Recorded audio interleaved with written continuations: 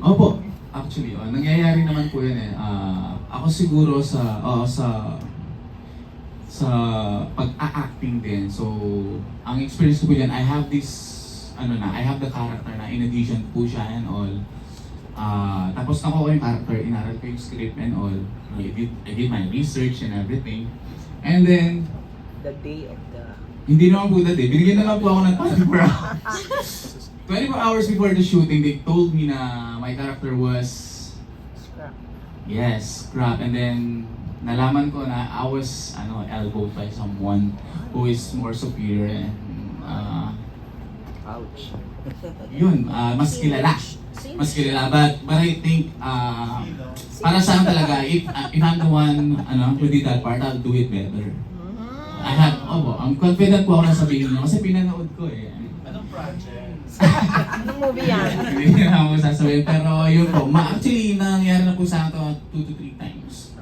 Oo, 3 beses na ata nangyari. Laging nangyayari siya and alam ko nakaka-relate yung mga co-artists ko dito kasi madalas po mangyari lalo na po sa ganitong industriya. Like, sudden changes and I really hope po na sana po yun yung mabago sa industry natin. Yan. Sino yung kinalit? Sino ba? Anong movie doon? Mas sikat. Nangyari po siya sa akin sa commercial, sa movie. Di ba Sa Max movie. pa? Charot. Meron pong isang Viva Max, tapos meron din po sa other movies like sa mga indies. Sikat siya, BJ. Sino bang manager mo, BJ? Si Nanay Len Carrillo. Ay, bakit na ganyan? Kasi sino ang pala yung manager mo?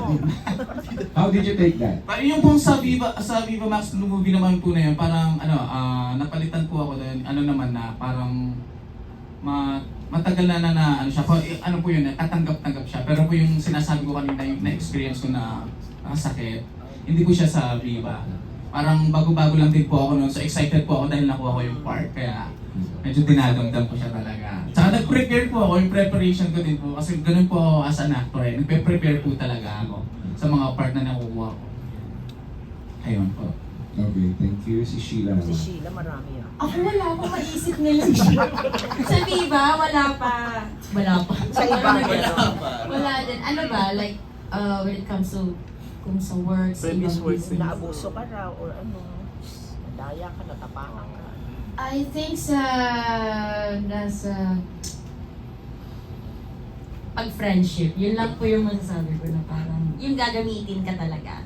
Tapos ikaw pa yung may mali. Pero since sila yung mas nakakataas sa'yo yung superior sa'yo when it comes to, I don't know, based on experience pa nila or something. So, yeah, nakakapangliit din actually, kahit hindi sa work. Sa Viva Max, wala po akong experience na ganun. Kasi ako po yung joke lang. Ikaw pala yun ang galing. Yun lang po.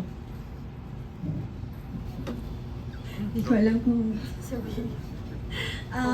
Meron ako once sa Viva Max. Makeup artist siya. Ano naman, tawag dito, nag-remind naman din kasi ako na wag masyadong anuhin yung kilay ko para sana hindi siya ganun kanipis. Ang nangyari is parang naging one line siya. Hindi niya siya. Kilay ko. Oo, tapos parang nagtampo yung kilay ko. Parang may something na siya dito na parang nakalbo. Pero wala naman eh, okay na naman. Ano naman na tumutubo naman pero sobrang tagal. Yan. Sino makeup artist? artist? Sino makeup artist? Hindi ka nakapag... Nasa Viva pa ba siya? Makeup artist yung Tripan. Just follow up ko, hindi ka nakapag-complain doon. Hindi mo siya na-confront. Kasi Sa isang makeup artist lang din po ako nagsabi Oo. na parang feel ko maintindihan niya ako. Pero hindi ko naman siya sinabi kung kanino talaga. Feeling mo na overpowered ka niya. Ngayon lang. Sa media. Kasi para aware din po yung iba na kailangan sundin po nila yung mga ng mga artist. Kasi syempre sa mukha po kasi kaya sobrang lang po ako sa ganun, na trauma ko. Diba? Anong plan niyang gawin sa'yo noon? Charot. Mas maganda na actually. Oo. Okay, dun sa about sa tanong yung na-abuse, sa labas ng industriya na to, experience ko dati,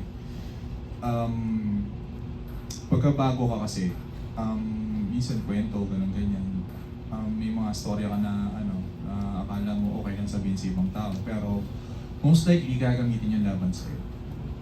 So, inaaral ko na ngayon na just talk less para hindi gamitin yung laban sa'yo. So, pinipili ko na lang. Well, dito sa loob ng Viva Max, wala masyado. Thank you. Sheila, topless na. Favorite nila. Oo. Nakakatawa sila. Sa akin naman po, so far wala. And I'm thankful for it.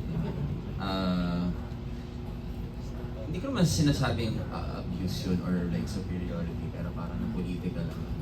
Kasi may time na nag-audition ako for this project. Parang another set of actors nag-audition. So sige, audition kami.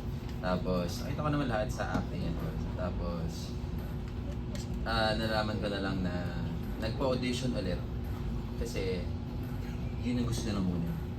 So, it's something like that. Na parang, for sure na lang yung audition na to. So, kahit sino pa yan, kahit kaano kagaling yan, may nakapili na dyan. So, ayun. Pero for me, iniisip ko na lang, I just take it na, it's not for me. Hindi para sa akin to, may better project for me. Nakaalam. So, ayun. Anong project? Puro blind eye.